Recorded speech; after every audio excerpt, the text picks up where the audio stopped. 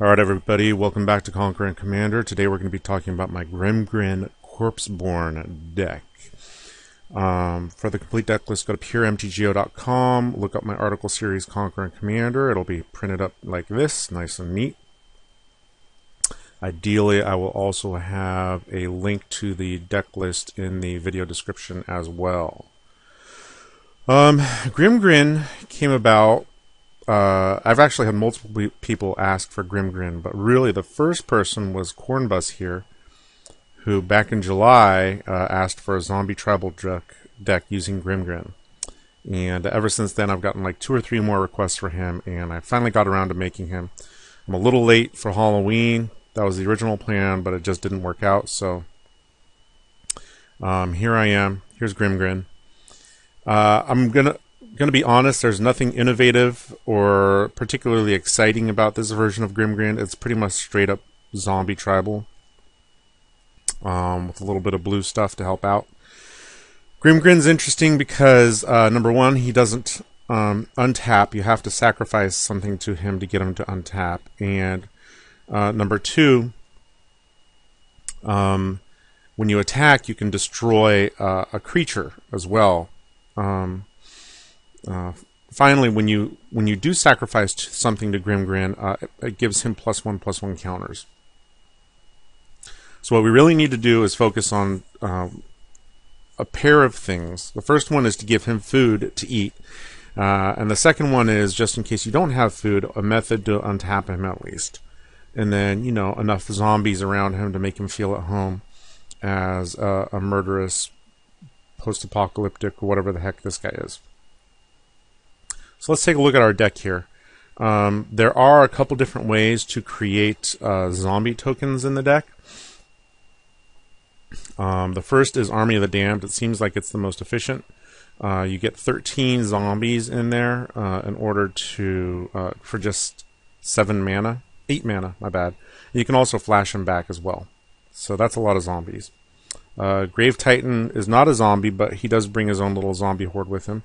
Tombstone Stairwell can make a ton of zombies as well. You got to remember that before the end of the turn trigger happens, to sacrifice all your zombies to Grimgrin if he's out there, so that he can get monstrously huge. Don't forget, you can go ahead and sacrifice your army whenever you want if you think commander damage is viable.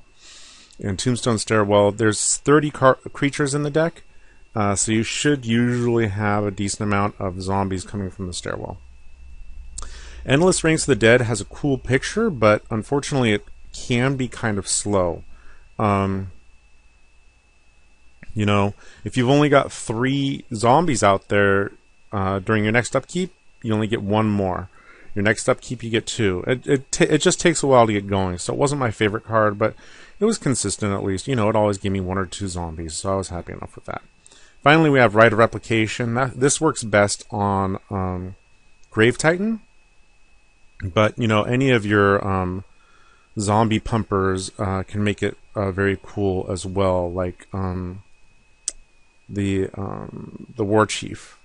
Undead War Chief is a good one to Rite of Replication. So, Rite of Replication is good. Now, you know, sometimes you're going to sacrifice dudes to Grimgrin that are not tokens, and as such, having recursion is always good as well. Unholy Grotto, it's cheaper to use than Volrath's Stronghold. We've got Phyrexian Reclamation as well. Lord of the Undead is a zombie pumper. Haven Ghoul Lich, it's good because you can grab stuff out of other people's graveyards and sacrifice it, and then keep doing it over and over if you need to. Soul Manipulation can counter creature spells. Sometimes I forgot this and I tried to counter stuff that wasn't a creature. But it can also grab cards back from your graveyard as well. And then we've got our 2 mass recursion spells, Living Death and Patriarch's Bidding. Both of them are very good.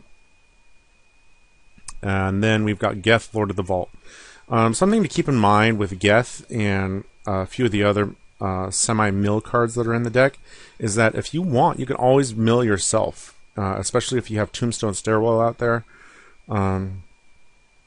You know, pumping out zombies. Milling yourself is going to put more dudes in your graveyard and is going to make your living future living deaths or Patriarch's bidding is even more powerful. So Geth is good at doing that kind of stuff. We also have card draw here. Some of this is typical Skull Clamp, Phyrexian Arena, Coastal Piracy. I have in here Overbident of Thassa because it's a little more resilient. Graveborn Muse is obviously good draw. Time Spiral. Dark Prophecy is a little bit tricky to work with. You especially don't want to play it if you have like Tombstone Stairwell out there or something like that. You need to be very aware of your life totals when you play this card, because you don't really have an answer to it. You can't remove it other than... actually, I don't think you can remove it at all. So once it's out there, and you've got to deal with it. It does draw a ton of cards, but it's a little scary sometimes. And then Skull Clamp, like I already said. Our card, or not card draw, our mana help comes in the form of Mana Crypt, Cabal Coffers. There is Urborg, Tomb of Yawgmoth in this deck. Soul Ring, Dimir Signet. Cryptghast is not a zombie, but the Extort can be helpful in gaining life, as well as the mana doubling ability. Twisted Abomination and Jessian Zombies both help. They both have swamp cycling. The zombies, Jessian Zombies has island cycling. With either of these cards, you can get Underground Sea or Watery Grave. Now we also have a decent amount of destruction on removal. Strip Mine is good for dealing with Maze of Ith. Bojuka Bog gets rid of graveyards, especially good when you're about to Living Death or Patriarch's Bidding. Same with Nile Spellbomb and Withered Wretch. So a decent amount of graveyard hate. And Crypt Incursion as well can also help with a little bit of life gain. Fleshbag Marauder, Noxious Ghoul loves the more zombies you play. Call to the Grave. Sever the Bloodline is good for dealing with indestructible creatures. Damnation, Evil Twin, Grave Pact, and Cruel Revival. All are able to get rid of problems. You'll notice that the deck doesn't really have any sort of answer to enchantments or artifacts. Really, your answer is Cyclonic Rift. That's it.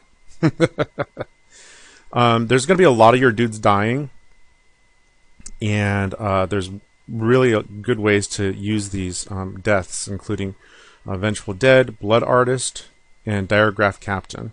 Blood Artist, there's another card, Falconwrath Noble. If you really wanted to take advantage of all those death triggers, you could also add the Noble and go from there. Finally, we have kind of like our zombie pumpers / catch-all guys.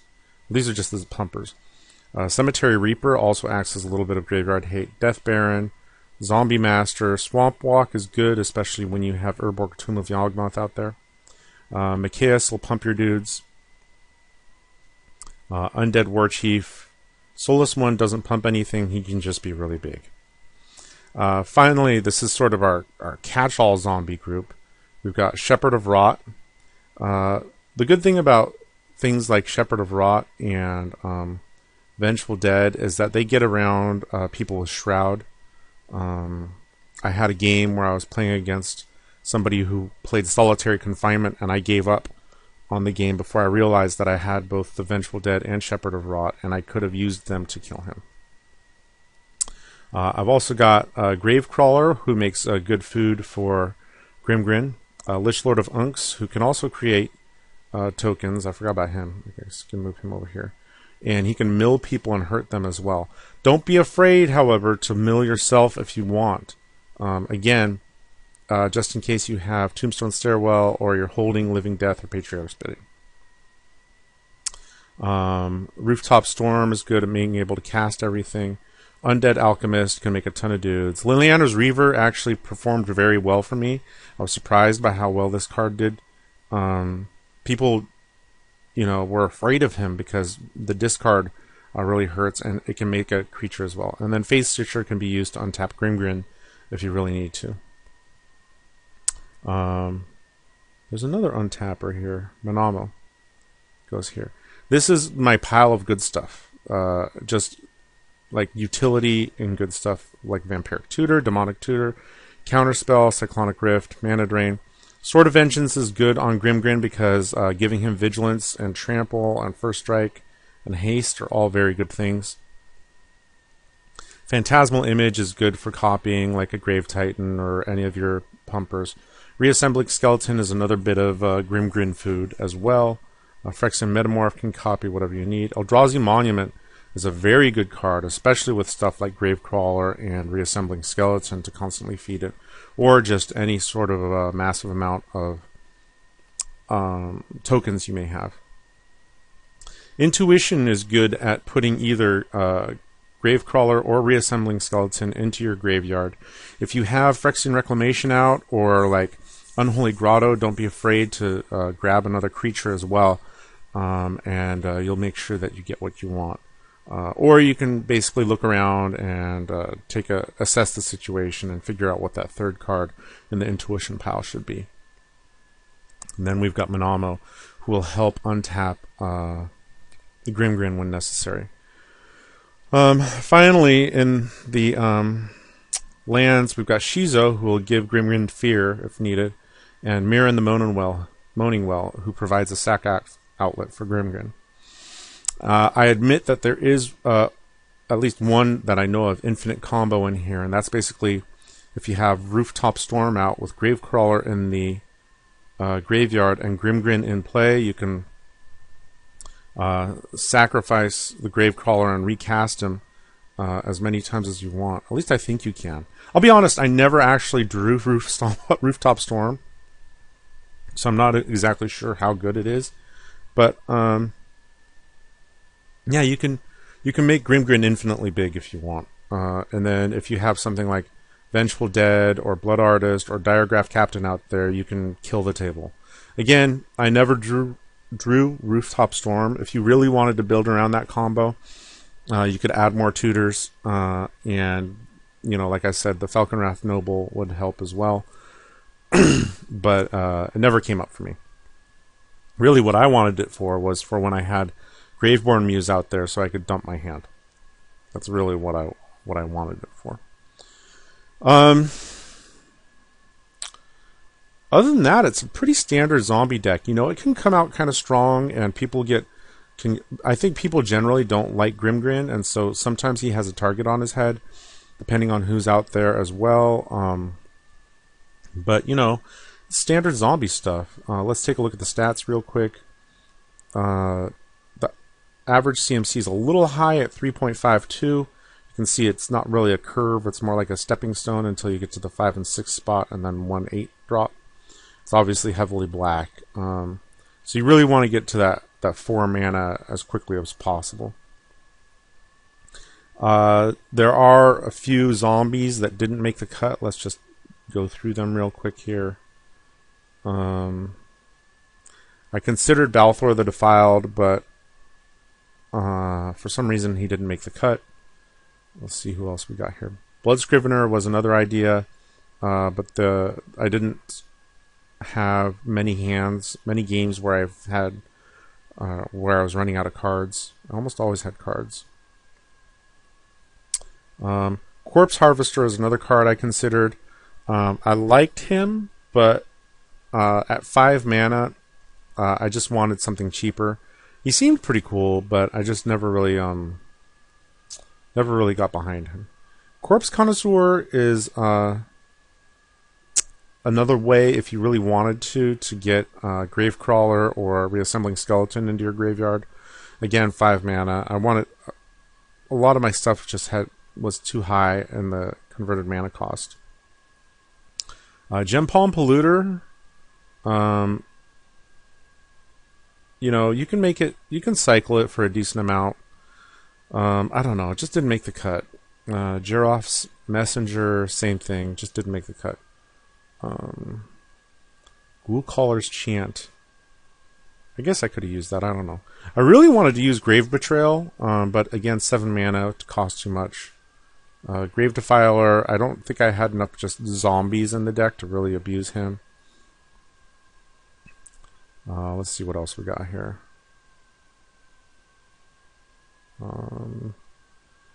Helldozer is a good card. Just couldn't find the room. Cabal Ghoul, I had him in my initial version, and he could get really big. Just lacked the evasion that I really wanted. So Something to consider at least. Limb Duels, Necromancer, 7 mana, cost too much.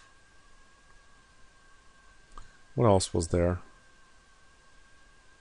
I think there was a couple other ones that like I considered. Pontiff of Blight. You know, I was always using my mana on other stuff, and so he didn't. He was just another 6-drop that didn't do as much as I wanted him to. What was the last one? Siphon Flesh. Just didn't feel as necessary, honestly. So, that's the... Zombie Apocalypse, that's right. I already was running Living Death and Patriarch's Bidding, and with all 3 of them in the deck, I would find that I would draw like 2 of them and not have nearly enough cards in the graveyard to really take advantage of them. So, Zombie Apocalypse, because it cost more than the other 2, didn't really make the cut. So anyways, like I said, there's nothing really unique or special about the deck. It's pretty fun to play. You got to watch out. You know, sometimes you'll have the occasional hand where you're not doing much and you'll just get targeted because you're playing Grimgrin. Like I said, a lot of people don't really like Grimgrin. But anyways, hope you guys enjoyed the deck. Check it out and check out the gameplays. All right, thanks.